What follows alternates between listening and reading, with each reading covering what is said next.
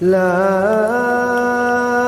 أقسم بيوم القيامة ولا أقسم بالنفس اللوامة أيحسب الإنسان أن لن نجمع عظامه بلى قادرين على أن نسوي بنانه.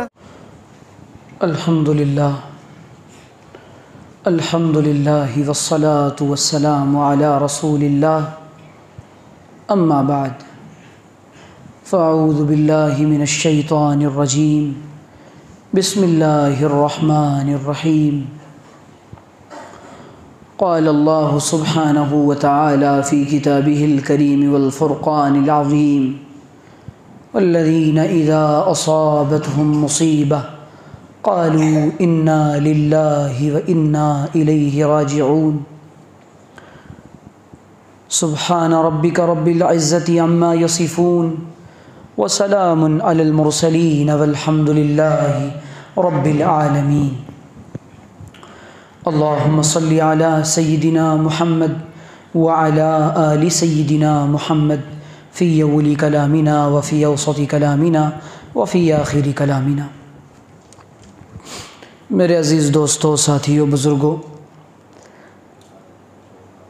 اس وقت ظاہر ہے کہ میرا قلب و دماغ بالکل منتشر ہے اور میں غم کی کیفیت میں ہوں، لیکن اللہ تعالیٰ ہی اپنے فضل سے اپنے بندوں کو صبر عطا فرماتے ہیں۔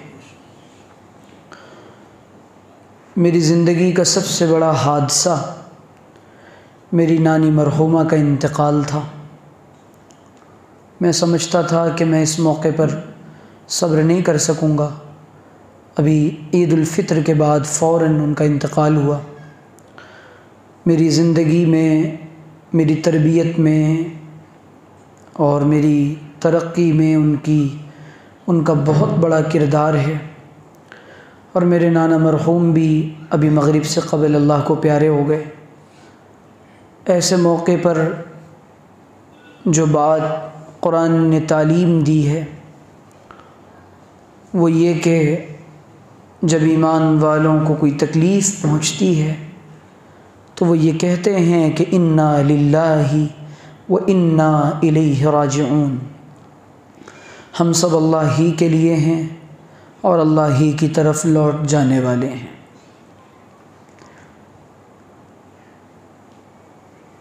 اس بار جو بندے کی یہاں حاضری ہوئی ہے وہ اپنے شیخ مکرم حضرت اقدس شاہ محمد اسعد صاحب جونپوری دامت برکاتہم العالیہ کی معیت میں اور ان کی جوتیاں اٹھانے کے لیے ہوئی ہے۔ حضرت حافظ عبدالغفور صاحب دامت برکاتہم شفقت فرماتے ہیں کہ جب بھی یہاں کسی بڑے عالم کی آمد ہوتی ہے یہ اس خواہش کو قبول کرتے ہیں، درخواست قبول کرتے ہیں، اور مجھے بھی اپنی طالب علمانہ گزارشات رکھنے کا یہاں کئی دفعہ موقع ملا ہے۔ اللہ تعالی ہم سب کو صحیح دین پر عمل کرنے کی توفیق عطا فرمائے۔ میرے عزیزو، انسان کو اللہ نے دو چیزوں سے بنایا ہے، ایک کو جسم کہتے ہیں اور دوسری کو روح کہتے ہیں۔ جسم کا تعلق عالم خلق کے ساتھ ہے اور روح کا تعلق عالم امر کے ساتھ ہے۔ مستقل سفر کی وجہ سے میری آواز پر بھی ایک گرانی ہے اور ایک طبیعت پر ایک ثقالت ہے، اس وجہ سے میں اسی طرح دھیرے دھیرے، چونکہ یہ مجلس طے تھی اور مجھے اس کے فوراً بعد ممبئی کے لیے نکلنا ہے، اور حضرت والا کی یہ آمد ہم سب کے لیے باعث سعادت ہے۔ روح کا جو تعلق ہے اس کا نظام براہ راست اللہ تعالیٰ کی ذات کے ساتھ ہے۔ جسم کا نظام عالم دنیا کے ساتھ ہے اور نظر آنے والی دنیا کے ساتھ ہے۔ روح کا نظام اور روح کا معاملہ عالم بالا کے ساتھ ہے اور نہ نظر آنے والی دنیا کے ساتھ ہے۔ جسم کی غذا دنیا سے پوری کی جاتی ہے، اسباب دنیا کے ذریعے پوری کی جاتی ہے، اور روح کی غذا اللہ تعالیٰ اپنے نام سے پوری کرتے ہیں۔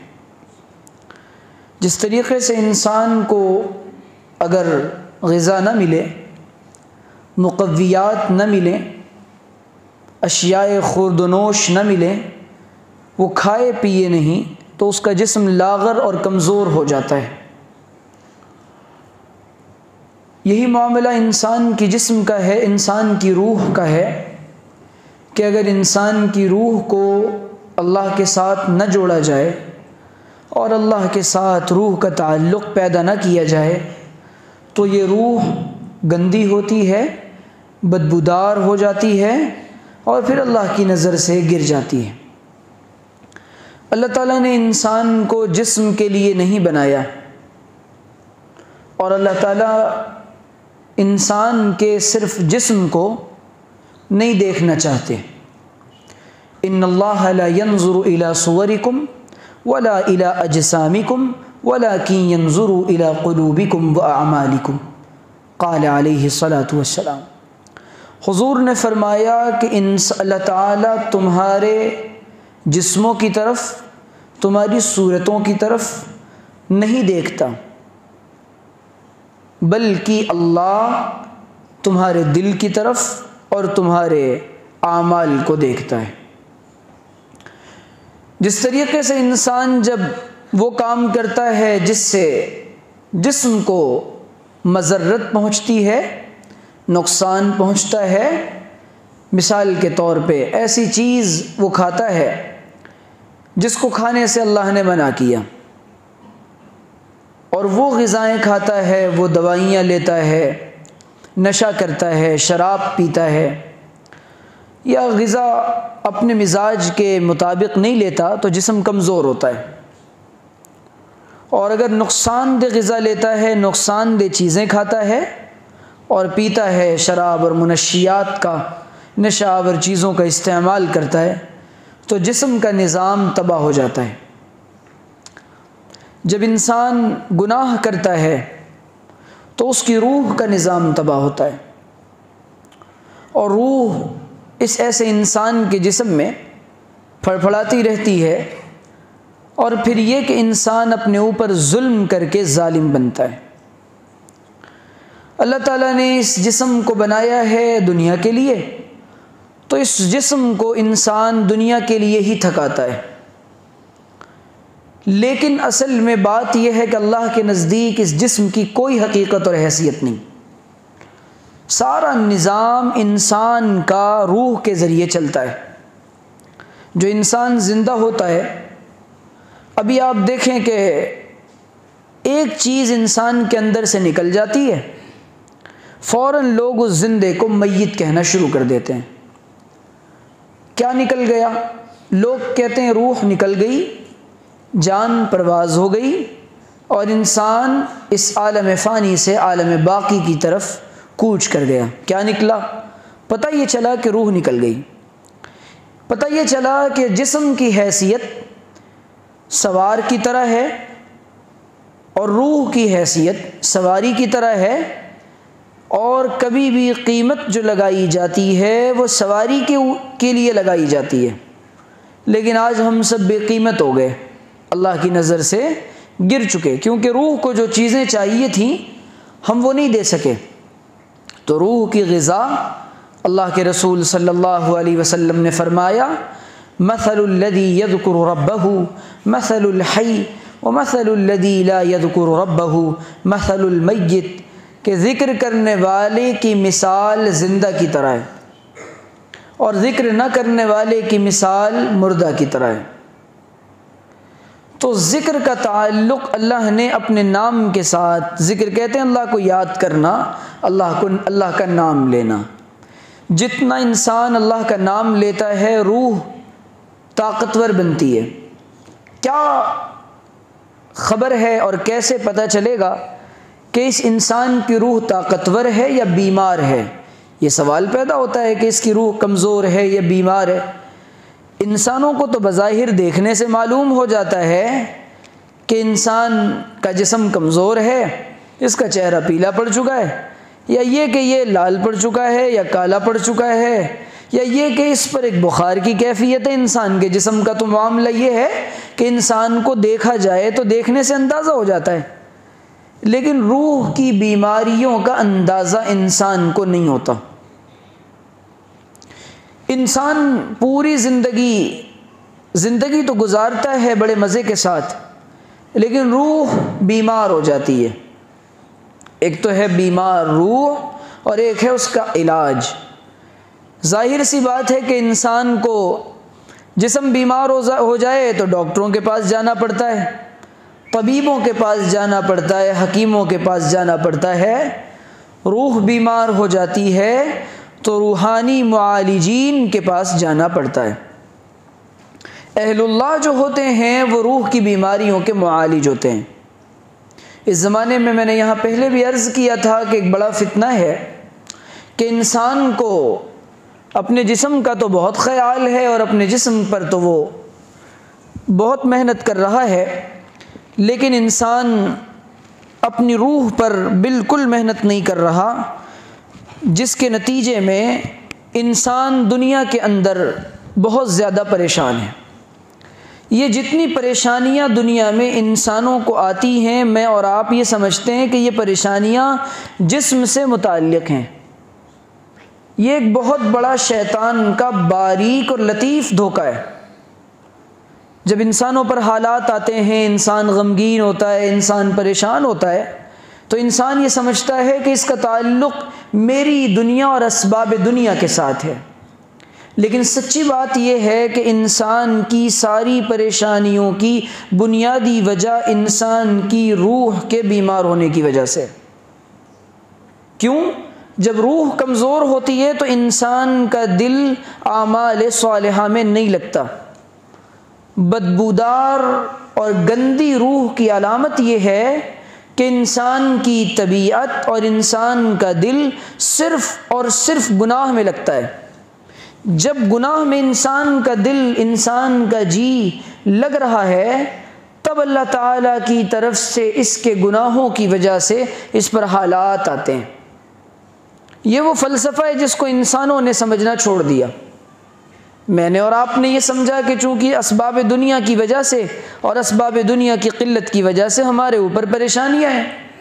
بالکل نہیں، اعمال صالحہ کے ترک کی وجہ سے، کثرت معاصی کی وجہ سے، کثرت ذنوب کی وجہ سے انسانوں کے ساتھ پریشانیاں لگی رہتی ہیں، اور انسان یہ سمجھتا ہے کہ میرے گناہ کا اثر صرف اور صرف نہیں ہوتا، بلکہ انسانوں نے تو اب یہ سمجھنا چھوڑ دیا کہ گناہوں میں تاثیر نہیں ہوتی۔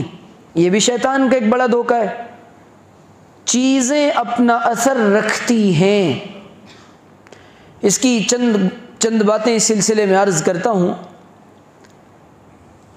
اللہ کے رسول نے فرمایا کہ کوئی عطر فروش کی دکان پر اور عطار کی دکان پر اور خوشبو والے کے یہاں جاتا ہے، صحیحین میں روایت موجود ہے، تو فرمایا کہ خوشبو کا اثر وہ لے کر آتا ہے۔ کوئلے کی کانوں میں جاتا ہے تو اس کا اثر لے کر آتا ہے۔ یہ اللہ کے رسول فرما رہے ہیں۔ یہ اللہ کے رسول نے مثال دی ہے کہ نیک صحبتوں میں انسان سنورتا ہے، نکھرتا ہے، معطر اور منور ہوتا ہے، اور بری صحبتوں میں انسان بگڑتا ہے اور بدمعاش بنتا ہے، اس کی روح بدبودار ہو جاتی ہے۔ دوسری بات یہ کہ اچھی جگہ پر جب انسان ہوتا ہے، اس کی ذات پر، اس کے قلب پر، اس کے دماغ پر، اس کے روح پر غیر محسوس طریقے سے اس کے اثرات پڑتے ہیں۔ چیزیں اپنا اثر رکھتی ہیں، مقامات اپنا اثر رکھتے ہیں، علاقے اپنا اثر رکھتے ہیں، افراد اپنا اثر رکھتے ہیں، دوائیاں اپنا اثر رکھتی ہیں۔ آپ دیکھیں کہ کیا عجیب بات ہے کہ انسان کے درد تو سر میں ہوتا ہے، لیکن انسان دوا پیٹ میں کھاتا ہے، لیکن مسامات کے ذریعے سے اور انسانی رگوں کے ذریعے سے اللہ تعالیٰ اس دوا کی تاثیر کو انسان کے دماغ میں پیدا کر دیتے ہیں۔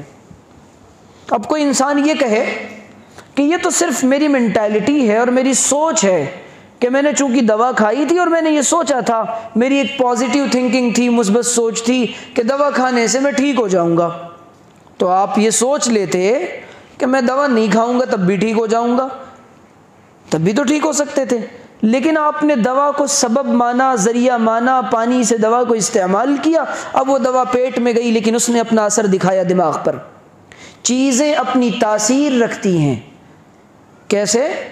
حجر اسود کو اللہ تعالیٰ نے روایات میں آتا ہے آسمان سے، جنت سے دودھ کی طرح سفید اور شفاف اتارا تھا، لیکن لوگ اس کو چومتے گئے اور جب سے اللہ تعالیٰ نے حجر اسود کو اتارا تب سے لے کر آج تک وہ پتھر کالا ہوا اور کالا ہوتا چلا گیا۔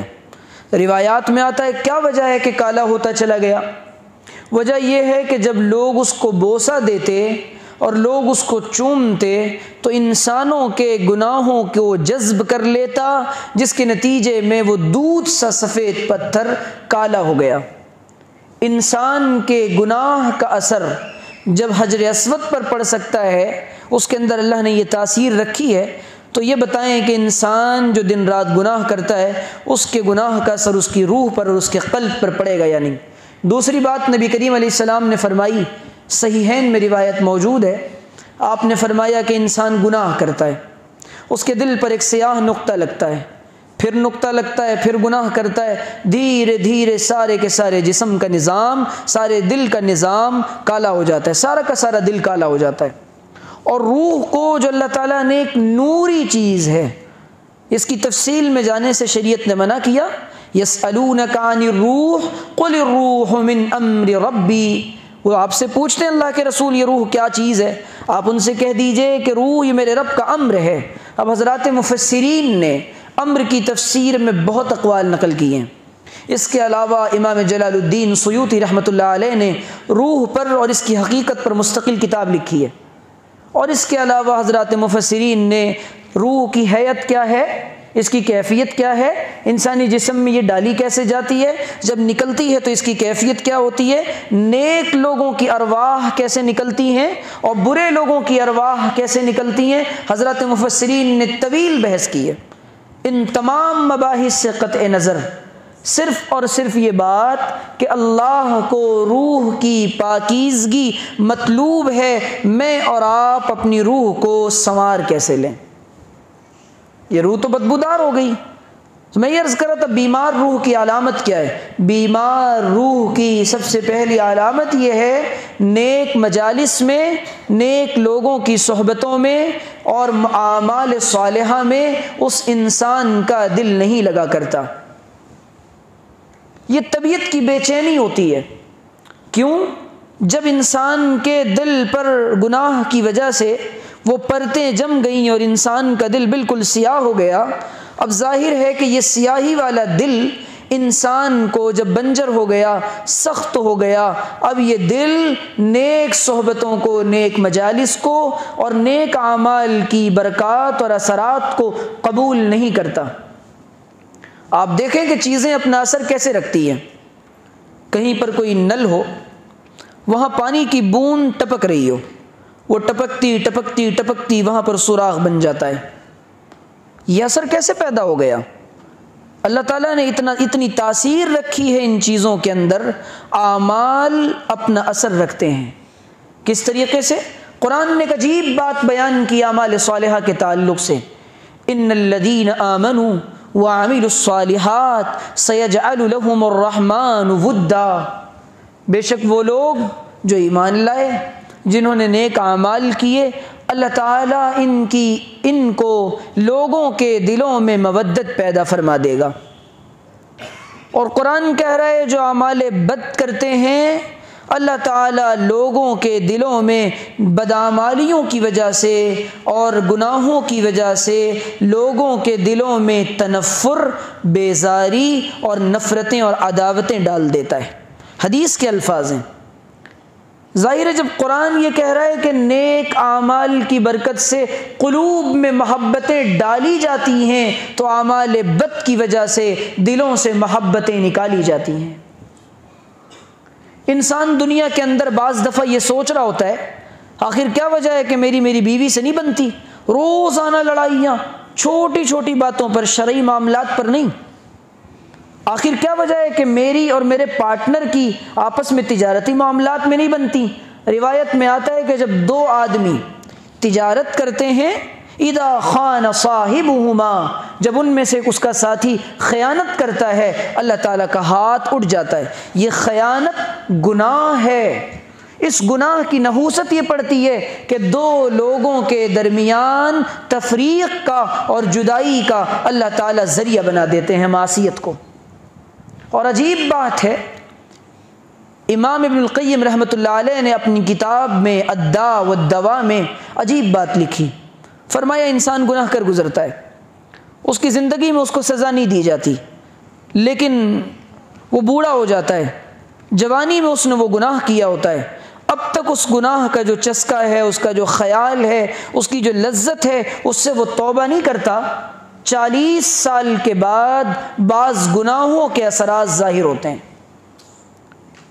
اور بعض روایات میں آتا ہے، میں نے ایک روایت پڑھی گرچہ اس کی سند کمزور ہے، فرمایا کہ انسان گناہ کرتا ہے لیکن اس کی اولاد میں اس کی نحوست ڈال دی جاتی ہے، بلکہ روایت کے الفاظ یہ ہیں نسلاً بعد نسل، اور اس کی نسلوں میں اس کے اثرات بد منتقل ہوتے ہیں۔ ہم تو یہ سمجھ رہے ہیں کہ ہمارا تعلق ہماری اپنی ذات کے ساتھ ہے، لیکن اللہ تعالیٰ نے نیک انسان کا تعلق سارے عالم کے ساتھ رکھا ہے اور برے انسانوں کا تعلق اللہ نے سب کے ساتھ رکھا ہے۔ اس کی ایک اور دلیل لیتے چلیں۔ ایک حدیث میں آتا ہے ایک بے نمازی کی نحوست 40 گھروں تک جاتی ہے۔ ایک بے نمازی کی، آج سارا محلہ بے نمازی ہے، دائیں بائیں آگے پیچھے اوپر نیچے سب بے نمازی ہیں۔ جب بے نمازی کی نحوست کا یہ عالم ہے، اسی لیے جب کوئی نیک انسان دنیا سے جاتا ہے تو قبر کہتی ہے تیرا آنا بڑا مبارک ہے، بہت اچھا کیا جو تو چلا آیا، اب تو آیا ہے تو میرا اپنے ساتھ حسن سلوک بھی دیکھے گا۔ اور قبر کی ترمذی کی روایت کے الفاظ ہیں ان یوسع لہ فی قبرہ، اس کے لیے اس کی قبر کو کشادہ کر دیا جاتا ہے۔ اور آگے فرمایا کہ جب کوئی برا آدمی جاتا ہے، اللہ تعالیٰ کے رسول نے فرمایا تو اس کی قبر کو اس کے لیے تنگ کر دیا جاتا ہے اور وہ فتنہ قبر میں مبتلا ہوتا ہے۔ انسانوں کے جسم کا اور روح کا نظام یہ ہے، انسان کی گناہوں کا اثر اس کے ظاہر پر بھی پڑتا ہے اور اس کے باطن پر بھی پڑتا ہے۔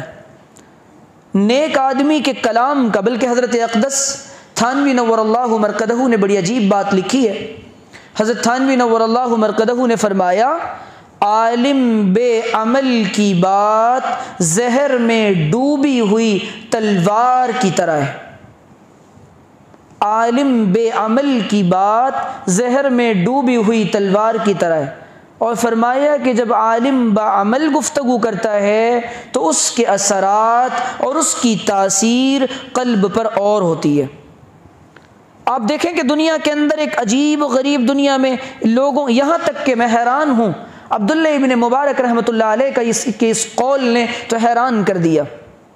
عبداللہ ابن مبارک رحمۃ اللہ علیہ نے فرمایا من ترک فضول النظر یلقى الخشوع ومن ترک فضول الکلام یلقى الحکمہ۔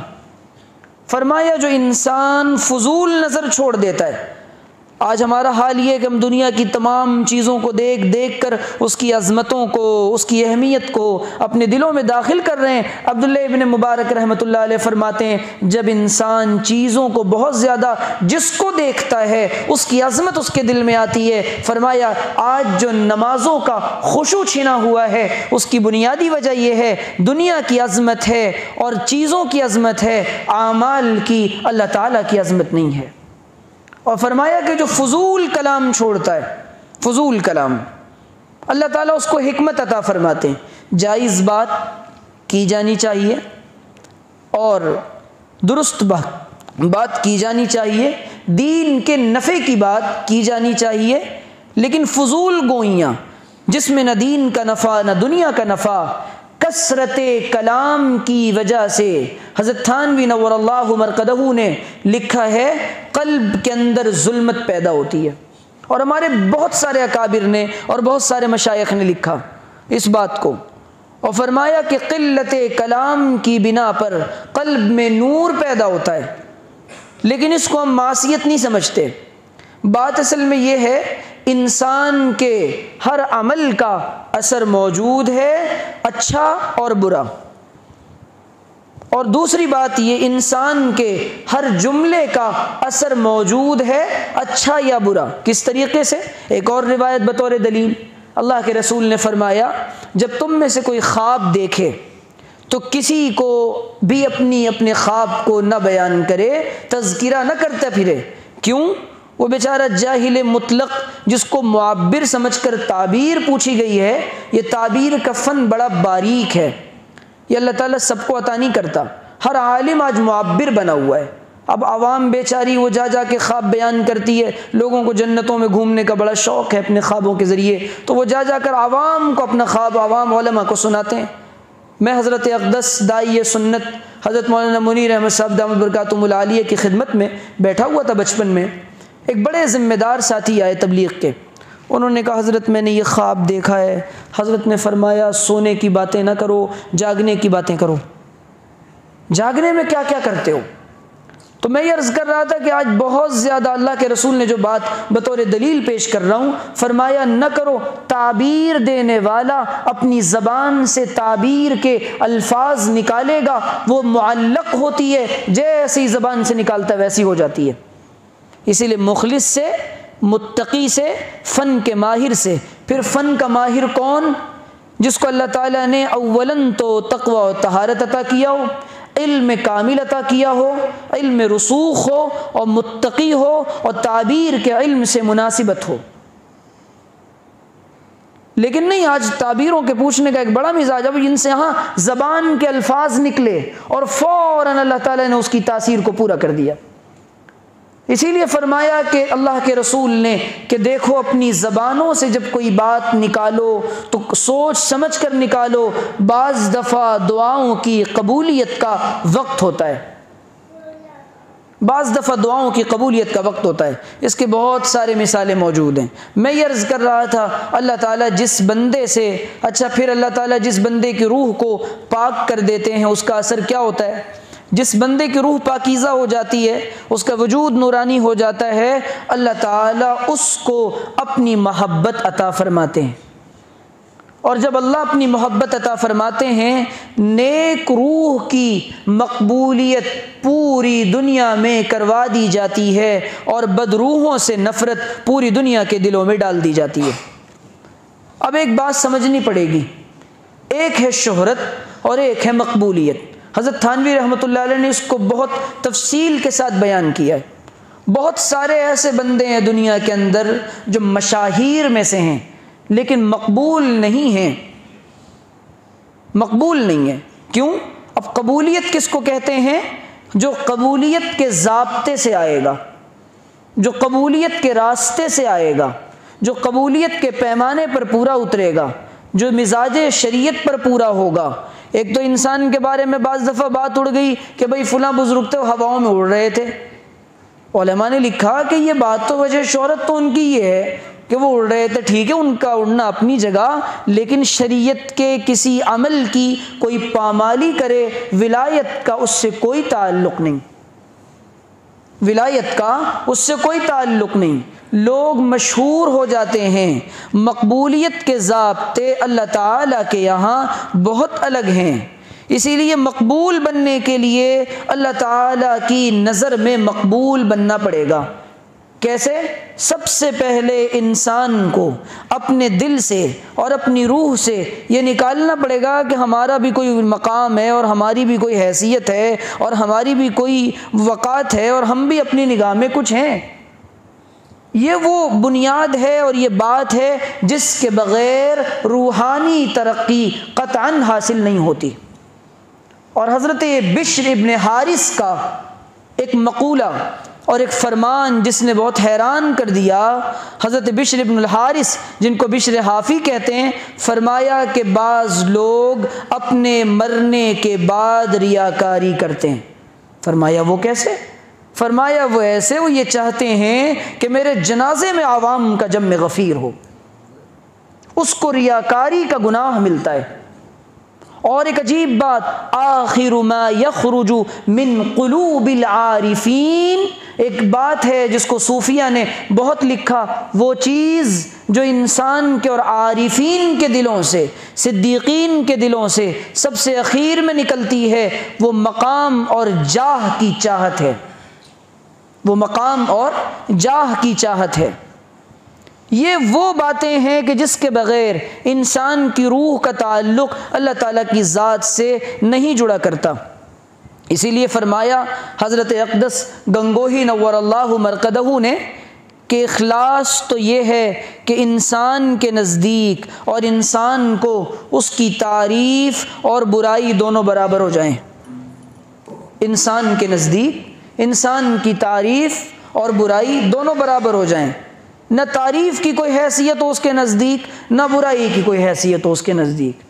یہ اصل میں نیک روح کی علامت ہے، یعنی ہمارا ہر کام اللہ کی رضا کے لیے۔ اب دو کام کرنا پڑے گا۔ اگر روح گندی ہو گئی ہے، روح بدبودار ہو چکی ہے، تو اس گندی روح کو، بدبودار روح کو پاکیزہ، منور، معطر بنانے کے لیے دو نسخے ہیں۔ ایک نسخہ ہے کہ دل سے گناہوں کو اور گناہ کے کھوٹ کو، گناہ کے جذبے کو، گناہ کے شوق کو نکالنا پڑے گا، اور دوسرے انسان کو نیکیوں کا ذوق اور نیکیوں کا شوق لگانا پڑے گا۔ اہل اللہ میں اور عام انسانوں میں جو بنیادی فرق ہے وہ کیا ہے؟ کثرت نوافل کا، کثرت ذکر کا، کثرت عبادت کا نام ولایت اور تقوی نہیں، اجتناب معصیت کا نام ولایت اور تقوی ہے۔ 100%، لیکن ایک نہیں۔ اور اما عائشہ کی ایک روایت تو بہت عجیب ہے، اللہ کے رسول نے فرمایا ایاک والمعصیہ فإن بالمعصیۃ حل سخط اللہ، اپنے آپ کو گناہ سے بچاؤ، گناہ کی وجہ سے اللہ کا غصہ نازل ہوتا ہے، اس سے بڑا اللہ کا کوئی غصہ نہیں کہ ان کے دلوں پر کلا بل ران علی قلوبہم ما کانوا یکسبون، ان کے دل زنگ آلود کر دیے جاتے ہیں اور دلوں پر زنگ لگ جاتا ہے۔ اب ظاہر ہے جب دل پر زنگ لگا ہوا ہے، کیونکہ دنیا کی عظمت ہے، گناہ کا شوق ہے، گناہ کے مواقع تلاش کر کر کے گناہ کیے جا رہے ہیں، تو انسان کا تعلق اللہ تعالیٰ سے دور ہو گیا۔ لیکن اس تعلق کو دوبارہ جوڑنے کے لیے انسان کو دو کام کرنا پڑتا ہے، اپنی سابقہ زندگی سے اور پچھلی زندگی سے سچی پکی توبہ، سچی پکی توبہ۔ اللہ کے یہاں وہ روح کام آئے گی جس کو اللہ یا ایتھا النفس المطمئنہ ارجعی الی ربک راضیۃ مرضیہ فادخلی فی عبادی وادخلی جنتی۔ اللہ تعالیٰ یہ ظاہر ہے کہ جسم کو نہیں فرمائیں گے، یہ روح کو فرمائیں گے، اے مبارک اور پاکیزہ روح آ جا، ذرا رب تجھ سے راضی ہے، تو اپنے پروردگار سے خوش ہے۔ یہ اللہ تعالیٰ ایسی روح کو بلائیں گے۔ اب اس روح کو بنانے کے لیے حضرات صحابہ کرام نے بہت محنت کی کہ روح بدبودار نہ ہو، روح داغدار نہ ہو۔ انسان کا کپڑا داغدار ہو جاتا ہے، چائے کے چھینٹے اور چائے کے داغ جب کپڑوں پہ لگ جاتے ہیں فوراً دھونے کی فکر ہوتی ہے، لوگ دیکھیں گے کپڑا بدنما معلوم ہوگا۔ لیکن صوفیہ کہتے ہیں قلوب المؤمنی عرش الرحمن، مومنین کے دل اللہ تعالیٰ کا عرش ہیں۔ اور حضرت اقدس مجدد الفسانی شیخ احمد سرہندی فاروقی نور اللہ مرقدہ نے بڑی عجیب بات لکھی ہے، جب انسان ذکر کرتا ہے اور ذاکر بنتا ہے، اس کے قلب پر تجلیات الہیہ کا نزول ہوتا ہے، اور وہ دل پر اللہ تعالیٰ کی طرف سے وہ تجلیات اور وہ انوارات پڑھتے رہتے ہیں، اور انسان کا دل ذاکر بن جاتا ہے۔ وہ تجلیات پڑتی ہیں جو کعبۃ اللہ پر پڑتی ہیں، ذاکر کے قلب پر، ذاکر کے قلب پر۔ اور فرمایا کہ جب ایک بار تجلیات کا نزول ہوتا ہے اس کو اس کی برکت سے، معصیت سے اور گناہ سے روک دیا جاتا ہے۔ اور حضرت اقدس گنگوہی نور اللہ مرکزہ فرماتے تھے تصوف یہ ہے کہ ہماری عادتیں شریعت مطہرہ کے مطابق ہو جائیں۔ عادت کو اور طبیعت کو شریعت کے مطابق بنانے کا نام یہ تصوف ہے۔ ہوا میں اڑنے کا، پانی میں تیرنے کا، منامات کا، مقامات کا، مکاشفات کا، کرامات کا، یہ تصوف نام نہیں ہے۔ اور عبد القادر جیلانی رحمۃ اللہ علیہ نے تو بہت عجیب بات کی، بیان کیے دیتا ہوں۔ فرمایا کہ اہل اللہ اور مشائخ اور صوفیہ اپنے کشف و کرامات کو ایسے چھپاتے ہیں جیسے عورتیں اپنی گندے کپڑے کو اور حیض کے کپڑے کو چھپاتی ہیں۔ لیکن جہاں پر انسان کی زبان پر اپنے ہونے کا احساس پیدا ہوتا ہے، یہ من جانب اللہ، اللہ کی نظر سے اس کا زوال شروع ہو جاتا ہے۔ یہ مٹتی کب ہے؟ یہ مٹتی ہے اہل اللہ کی صحبت سے اور اللہ سے سچا تعلق پیدا ہونے سے۔ اہل اللہ کی صحبت کے بغیر لاکھ رگڑے جب کھاتا ہے دل، تب یہ دل کہیں بن پاتا ہے دل۔ یہ اس دل کو گھسنا پڑتا ہے، اس میں تکبر کے جذبات، عجب کے جذبات، بعض بیماریاں وہ اتنی ہوتی ہیں اور وہ اتنی باریک ہوتی ہیں انسان کو اس کا احساس نہیں ہوتا۔ شیخ کامل کی فراست اور اللہ والے کی نظر کا نور وہ انسان کی دل کی اس حالت کو اللہ تعالیٰ ان پر کھولتا ہے۔ کیسے کھولتا ہے؟ ہر اللہ والا صاحب کشف ہوتا ہے۔ کیا ولایت کے لیے کشف و کرامت کا ظہور اور ہونا ضروری ہے؟ آج لوگوں نے یہ سمجھ لیا۔ ایک آدمی ایک بزرگ کے پاس کئی سال رہا، کہنے لگا حضرت کیا بات ہے، ہم نے تو آپ کے پاس نہ کوئی کرامت دیکھی نہ کوئی کشف دیکھا، آپ تو بالکل سیدھے سادے سے ہیں، ہمارے حضرت تو پگڑی بھی نہیں باندھتے، ہمارے حضرت تو کوٹ بھی نہیں پہنتے، اتنے سیدھے سادے سے ہمارے حضرت ہیں، لیکن کوئی ہم سے پوچھے دیوانہ سمجھ بوجھ کے دیوانہ بنا ہے۔ بات اصل میں یہ کہ آج لوگ کشف کرامت کو ڈھونڈتے ہیں، حالانکہ یہ اہل اللہ کے اختیار کی چیز نہیں ہے، یہ اللہ ان کے ہاتھوں پر اور ان کے ذریعے سے حسب موقع لوگوں کی اصلاح کے لیے ظاہر کرواتا ہے، اسی لیے ان کو خوارق کہتے ہیں۔ خیر میں ان باتوں میں نہیں جانا چاہتا، اور میں عرض کرتا ہوں کہ آپ حضرات اب یہ کہ اہل اللہ میں اور عام انسانوں میں جو بنیادی فرق ہے، اہل اللہ ڈرتے رہتے ہیں اور بچتے رہتے ہیں کہ میری زندگی میں کوئی موقع معصیت کا اور گناہ کا نہ آئے، اللہ ہمیں پلک جھپکنے کے برابر ولا تکلنی الی نفسی طرفۃ اعین، اے اللہ مجھے پلک جھپکنے کے برابر بھی میرے نفس کے حوالے نہ کیجیے گا۔ اور میں اور آپ ہم جیسے عام انسان گناہ کے مواقع تلاش کرتے ہیں، اور اہل اللہ کو اس کی مثال کیا ہے، اس کی دلیل کیا ہے؟ حضرت یوسف علیہ السلام پر جب دعوت آ رہی ہے گناہ کی تو حضرت یوسف علیہ السلام دوڑ گئے اور بھاگے فوراً اور کہا قال معاذ اللہ۔ یہ ہے اصل ولایت کہ انسان کے سامنے جب ایسی کوئی چیز آئے تو اس کی طبیعت پر گراں گزرے اور انسان کا دل اور اس کی روح بے چین ہو جائے، اور گناہ سے بچ جانے پر وہ شکر ادا کرے، اور اللہ نہ کرے کہ اہل اللہ سے اگر کوئی صغیرہ گناہ ہو گیا اللہ ان کو کبائر سے بچاتا ہے۔ کیوں؟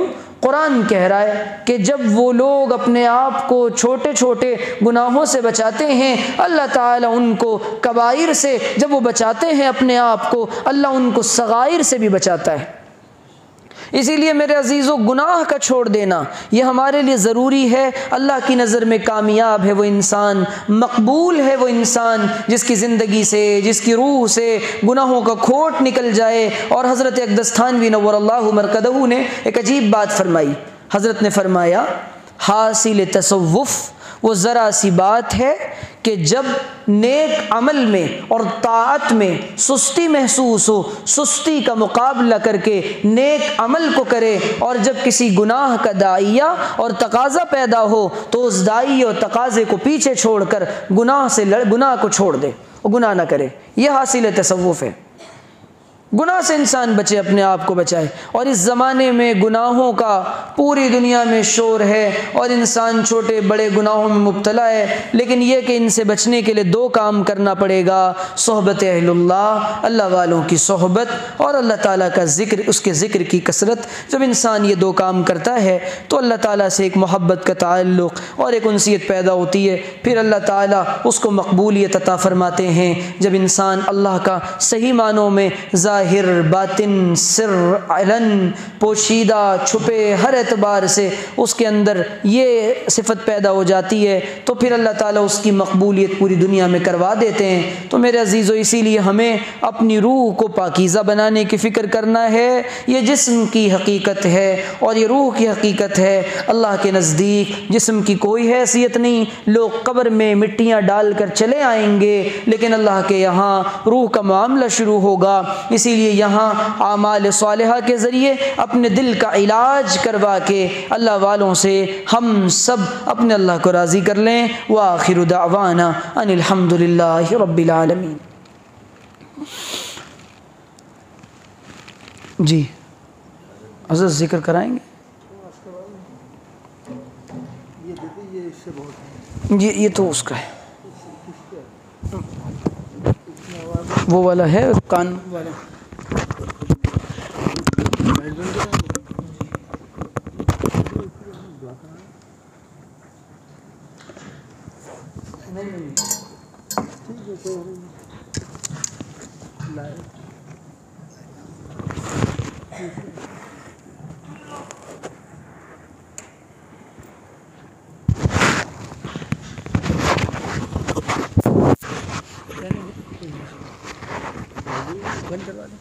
کروا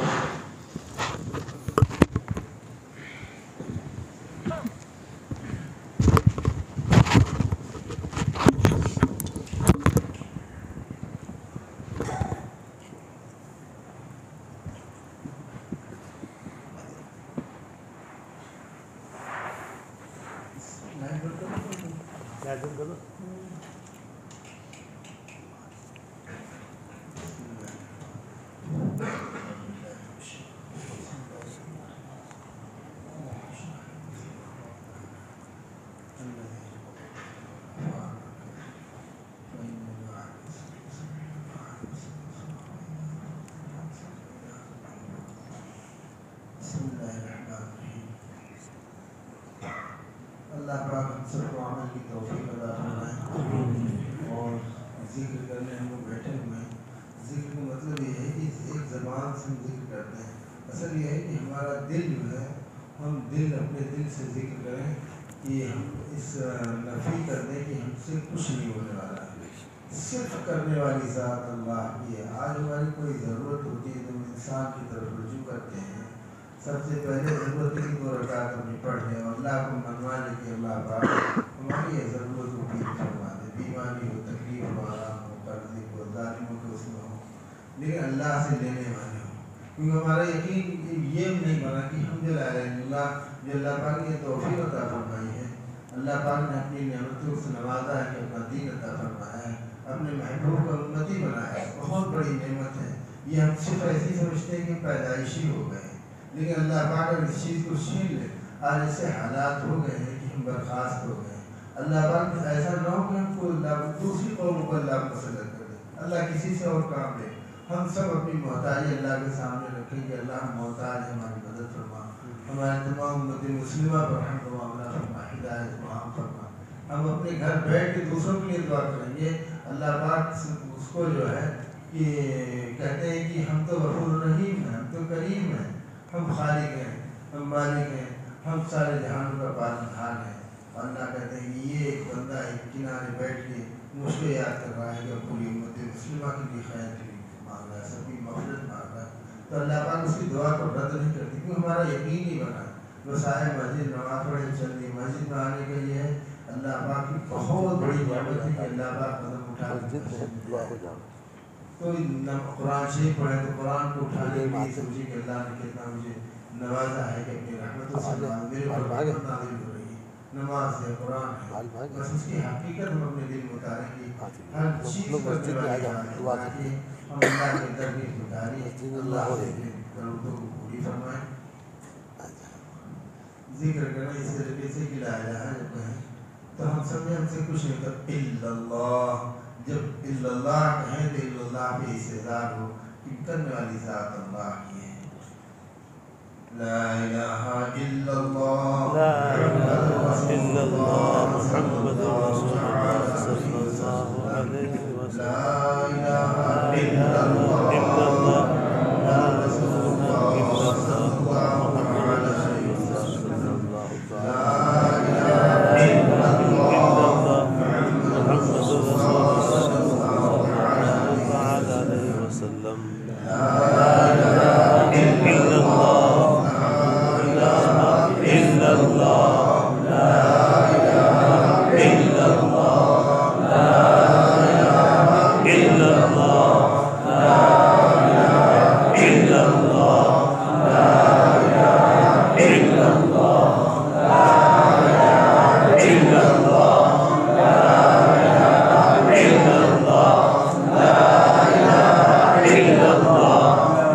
إلا الله لا إله إلا الله لا إله إلا الله لا إله إلا الله لا إله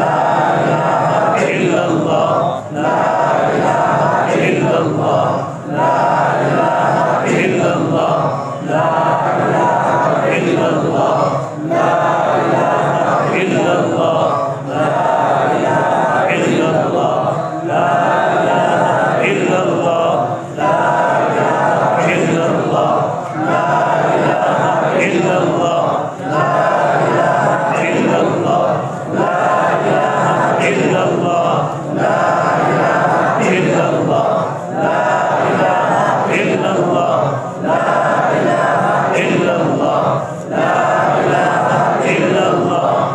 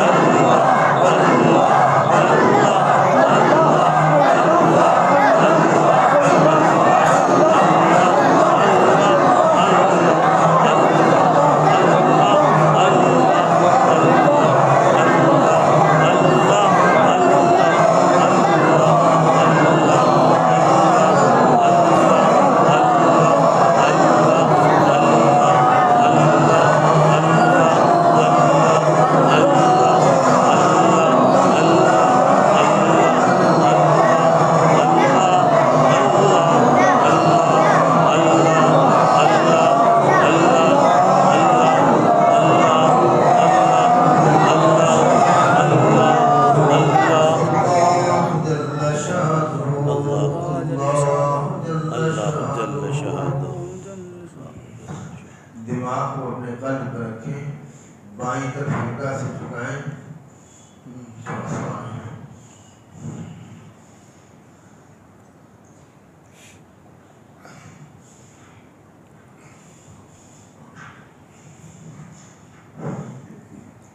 بائیں طرف ہلکا سے دماغ کو جھکائیں اور قلب میں دیکھیں کہ جو ظلمت ہے وہ صاف ہو رہی ہے، اللہ کی رحمت میں قلب نازل ہو رہی ہے، اور میرا قلب جو ہے اللہ اللہ، زبان کو ایک دم تعلق لگا، کوئی چیز حرکت نہ کرے، بہت استحضار سے اپنے قلب میں متوجہ ہو۔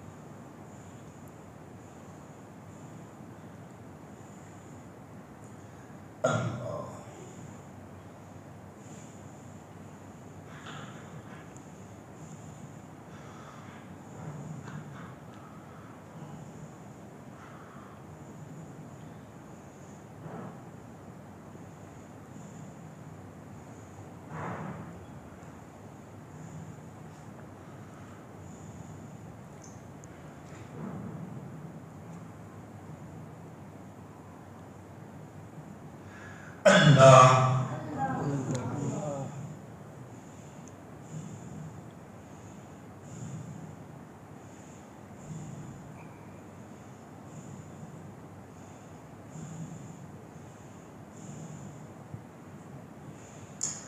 اللہ اللہ اللہ بسم اللہ الرحمن الرحیم، دعا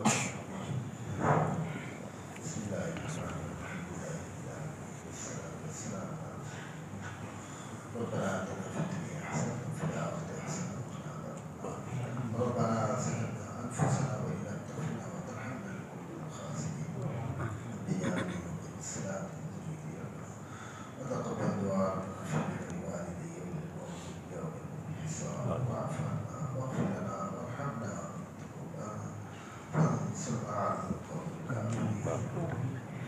ربنا ظلمنا أنفسنا وإن لم تغفر لنا وترحمنا لنكن من الخاسرين، ربنا ظلمنا أنفسنا وإن لم تغفر لنا وترحمنا لنكن من الخاسرين، ربنا ظلمنا أنفسنا وإن لم تغفر لنا وترحمنا لنكن من الخاسرين، آمين۔ اللهم يا محمد ثبت قلبي على دينك، يا الله تجعل الأحباب يا الله مسلمہ کی بہت بےکار ہے، اللہ تو ناراض ہے، اللہ کیسے تجھے بنائے، اللہ اللہ تو راضی ہو جا، اللہ راضی ہو جا، اللہ ہمارا کوئی نہیں تیرے سوا، اللہ ہم تمام برباد ہو جائے، تیرا کوئی فائدہ نہیں ہوگا، اللہ تو راضی ہے جا اس کے تمام لوگ بچے ہوئے چھوٹے بچے ہوئے سفید بات ان کی لاج رکھ تمام بچے بچیوں کی حفاظت فرما دے اللہ گناہیوں کے راستے تک بھول گئے اللہ گناہ کی جو حالات ان سے تمام برباد فرما دے اللہ ہماری بچیاں صدر معمول نہیں لٹ رہی اللہ کچھ نہیں کر پاؤں گے اس کی فریاد نہیں حفاظت فرما دے اللہ تمام مالکوں کی حفاظت فرما دے اللہ تعالی اللہ آپ جانتے ہیں کیا کرنا اللہ کی حفاظت کرنا اللہ مائیں کر رہی ہے اپنے بچوں کے سامنے اللہ میں مانگنے تو نہیں ہے لیکن تمہارے دل کا بات سنا اللہ قبول فرما لیجیے قبول فرما لیجیے میرا سارے عبادت قبول فرما لیجیے اللہ مجھے لوگ اچھا ہنسے لیکن کیسا گنہگار تو ہی جانتا ہے اللہ کا کھانا خوشی فرمائی کتنا قریب اللہ پاک تیری کیسے تعریف کرے یہ اللہ ہمارے ساتھ الفاظ نہیں اللہ تبس قبول فرما لے مجمع کو قبول فرما لے اللہ کی چیزوں میں رہائی کا ذریعہ بنا دیجیے بچے انتظار کر دیجیے انتظار کر کتنی ماں بڑی اذیت دی جا رہی ہے کہ رہائی کا ذریعہ بنا دیجیے اللہ پاک اللہ ہمارا کوئی نہیں تیرے سوا اللہ ہمیں کوئی نہیں تیرے سوا اللہ ہم کہاں جائیں اللہ کے تمام بات ہے تیرا کوئی فائدہ نہیں ہوگا اللہ پاک تم بچا لیجیے اللہ بچا لے اللہ امت رحم کا معاملہ اللہ مجھے سکے نامت اللہ خواجہ باقا فرما کی والدہ مغفرت فرما اللہ مغفرت فرما اللہ سفر میں تیری کی فکر کی لاج رکھے اللہ کہ ہماری سب جمیل عطا فرما اللہ میں کی دعاؤں قبول فرما میں قبول فرما بچے قبول فرما لے اساتذہ اکرام قبول فرما قبول فرما لے امام صاحب سب قبول فرما اللہ فرمان نہیں بارک لیکن تو جاتے ہیں اپنے حبیب جناب محمد رسول اللہ صلی اللہ علیہ وسلم اللهم يا قادر